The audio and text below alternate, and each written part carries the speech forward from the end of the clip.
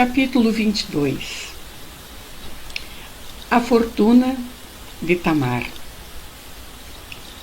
O livro Quando Voltar a Primavera traz contos sobre pessoas que buscavam transformação e consolo nos primeiros tempos do cristianismo. Tamar é retratada como uma jovem iludida pelos prazeres carnais. A Fortuna de Tamar é a narrativa da transformação espiritual de uma meretriz solitária, que encontra paz e propósito ao doar sua riqueza material para a casa do caminho, após conhecer os ensinamentos de Jesus, através do apóstolo Simão Pedro. A obra destaca a transformação interior, onde sua verdadeira fortuna passa a ser a conversão e o amor ao próximo, abandonando a vida de meretriz. A jovem Tamar morava próximo à cidade de Jopa, ou Jope, atual Jafa, que fica na parte sul de Tel Aviv. À época, era uma milenar e estratégica cidade portuária no Mediterrâneo, essencial para a Judéia. Situada no mar Mediterrâneo, a aproximadamente 56 quilômetros a noroeste de Jerusalém, era uma cidade murada construída sobre uma saliência rochosa. Foi um dos portos mais importantes da região, funcionando como a principal entrada de suprimentos marítimos para Jerusalém. A Casa do Caminho, ela possui uma outra descrição. Após as aparições de Jesus, por volta do ano 34, e logo após sua ascensão, reuniram-se em Jerusalém Pedro e Tiago, João e André, Felipe e Tomé, Bartolomeu e Mateus, Tiago, filho de Alfeu, Simão, o Zelote, e Judas, o irmão de Tiago menor, juntamente com Maria, mãe de Jesus, e seus irmãos, onde também, junto de Simão Pedro, permaneceram em orações e súplicas. Muitos foram os nomes que designaram seus integrantes em seus primeiros momentos, como discípulos do Senhor ou discípulos do Nazareno, homens do caminho ou seguidores da via. O contexto espiritual dessa organização é amplamente abordado no livro Paulo e Estevão, psicografado por Chico Xavier, que descreve o sacrifício e a dedicação dos apóstolos em manter esse trabalho de amor em Jerusalém. Segue, para nossa compreensão da obra da Dona Amélia Rodrigues, segue aqui um trecho que eu extraí do livro Paulo e Estevão, psicografado por Francisco Cândido Xavier, pelo Espírito de Emmanuel. Diz o livro: a Casa dos Apóstolos, em Jerusalém, apresentava um movimento de socorro aos necessitados cada vez maior, requerendo vasto coeficiente de carinho e dedicação. Eram loucos a chegarem de todas as províncias, anciães abandonados, crianças esquálidas e muito famintas. Não só isso, à hora habitual das refeições, extensas filas de mendigos comuns imploravam a esmola da sopa. Sabe-se também que Paulo de Tarso, em visita à Casa do Caminho, propôs que os abrigados que pudessem trabalhassem para a autossustentação da casa, trazendo o ofício e o trabalho para o cotidiano do local. Feitas essas duas colocações a respeito da região em que morava a jovem Tamar e também acerca dos trabalhos da Casa do Caminho, vamos então à narrativa trazida por Dona Amélia Rodrigues sobre Tamar. Fala assim: era jovem, e não obstante requestada pela ilusão da carne, vivendo intermináveis horas de prazer, sentia-se em soledade, padecendo angústias sem nome. Da casa onde vendia luxúria e despertava paixões, podia ver além da porta formosa a estrada serpenteante que desaparecia entre os crestados cerros fora da cidade, na direção de Jopa. Sonhara sempre com a felicidade e despertara no desespero. Acalentara um lar e vivia numa casa. Ambicionara o amor e recolhera o vazio do coração. Aqueles pareciam-lhes dias intrigantes. Misturavam-se nas informações que lhe chegavam incertas opiniões sobre a figura de um Messias que padecera o flagício da cruz, sem conseguir restaurar a liberdade de Israel, e de continuadores seus que se multiplicavam assustadoramente. Sem saber como explicar-se, as notícias que alcançavam o seu espírito em torno daquele estranho martirizado pareciam um unguento balsâmico depositado em feridas do seu sentimento atormentado.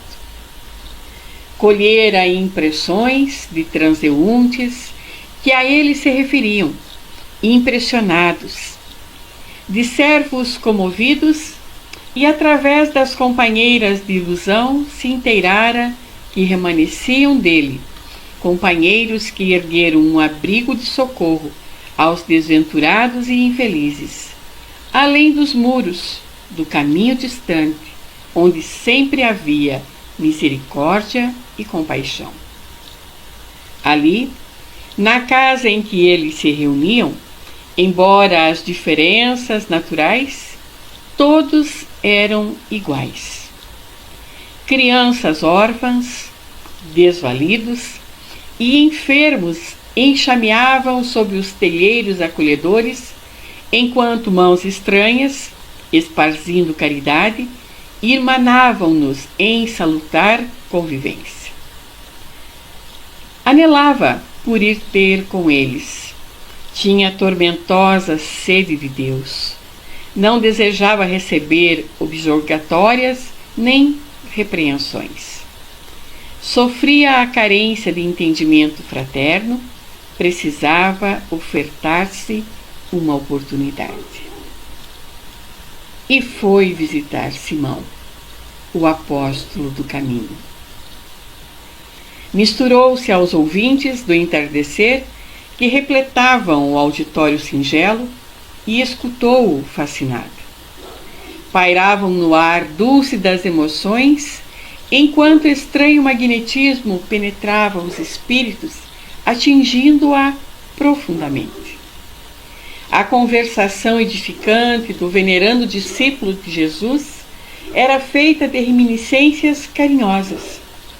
Sua mensagem constituía uma bússola e um medicamento, uma esperança e uma certeza. Quantos a escutavam, jamais a esqueciam. Cercou-se Jesus de mendigos, mulheres inditosas, salteadores, mas não construiu um reino de párias e de vagabundos. Ao inverso, elaborou com as suas almas uma experiência de felicidade que inaugurava o reino de Deus em cada coração. Ela, Tamar, ouvia Simão Pedro, deslumbrado. Sim, pensava, aquele era o reino de vitórias a que aspirava. Terminada a oração, à medida que as pessoas falavam ao ancião iluminado, Tamar, a jovem inquieta, aguardou. E quando a sala estava imersa em silêncio que a envolvia, e ao pregador, acercou-se e falou dominada pelas lágrimas. Tenho necessidade de Deus e sou impura. Sonho com o amor e estou corrompida.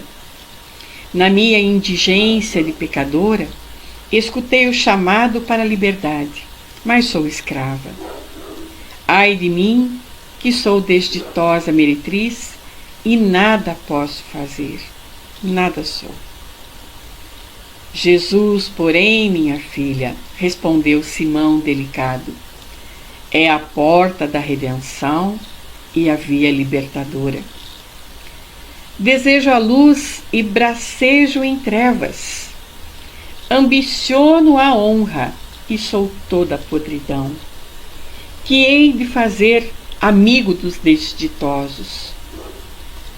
Todos começamos da treva para a luz, do tormento para a paz, do arrependimento do erro para a realização do bem. Não há alternativa, senão começar hoje e agora, trocando Mamon por Deus, o bezerro de ouro pelo cordeiro da mansuetude, a concupiscência pela pureza lilial. Não confraternizam a mentira e a verdade, a doença com a saúde. Necessário definir-se, escolher enquanto há tempo.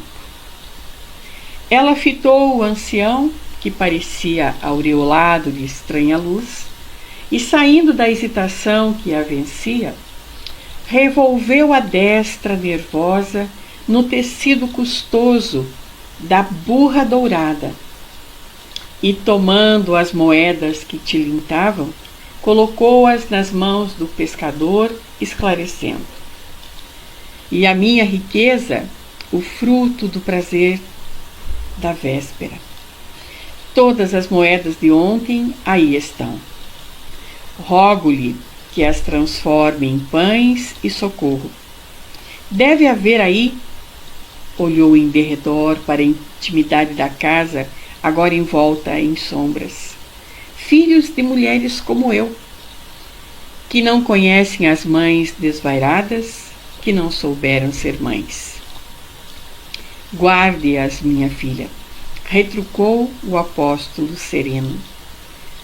Não as quer, em razão da sua origem?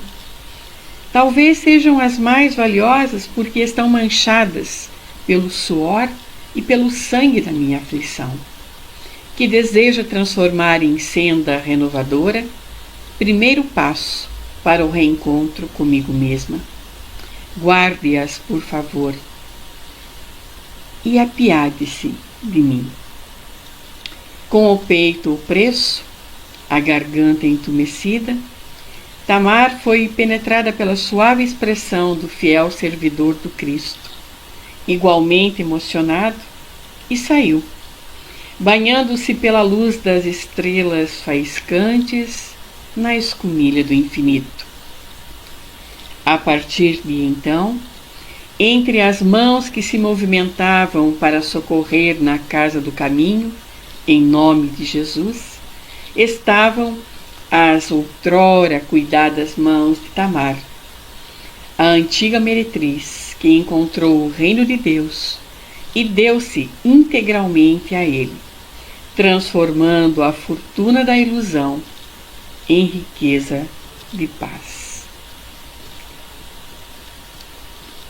É um estudo muito profundo e que nos traz sempre ao pensamento de que Jesus, sem nenhuma dúvida, é o caminho,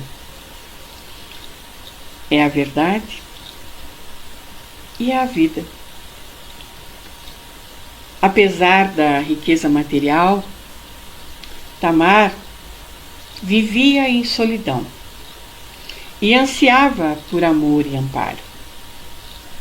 E encontrou na casa do caminho o consolo necessário para a sua alma. Ela se torna, conta Dona Amélia Rodrigues, uma discípula de Jesus, simbolizando a possibilidade de renovação para qualquer pessoa, independente de seu passado. Muito profunda a colocação daquela jovem, a Simão Pedro, quando fala: desejo a luz e bracejo em trevas, ambiciono a honra e sou toda podridão. Que hei de fazer, amigo dos desditosos? E o apóstolo, pescador de almas,